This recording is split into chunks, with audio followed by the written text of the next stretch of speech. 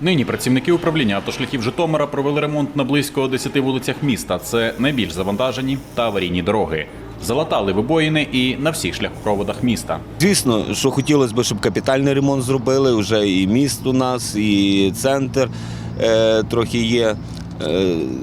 Хотілося б, звісно. Ну, добре, що хоч так уже роблять. Це дуже великий плюс. Після зими взагалі не можна було проїхати. А зараз хоч якось, хоч і таких ямів вже нема. Це дуже добре. Зараз роботи повністю завершили на вулиці Вокзальній. Нині ремонтують вулицю Вітрука. Цю дорогу латають від залізничного вокзалу і до Смолянки. Паралельно ремонтують дорогу на Шевченка та Івана Сльоти.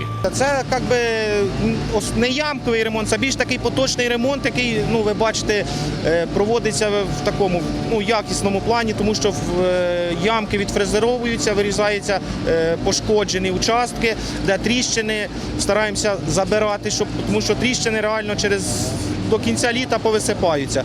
Як показує практика, такі латки 5 років стоять без проблем.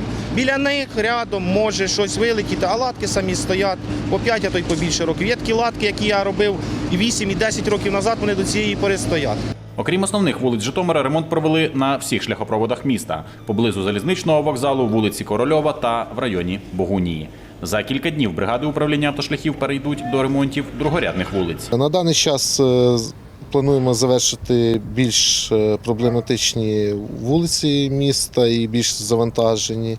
Після цього будемо переходити на другорядні вулиці. Капітального ремонту на даний час не передбачається. Залишається вулиця Київська, але це зовсім інші роботи. Дмитро Поліщук, Олександр Данилюк. Новини на Суспільному.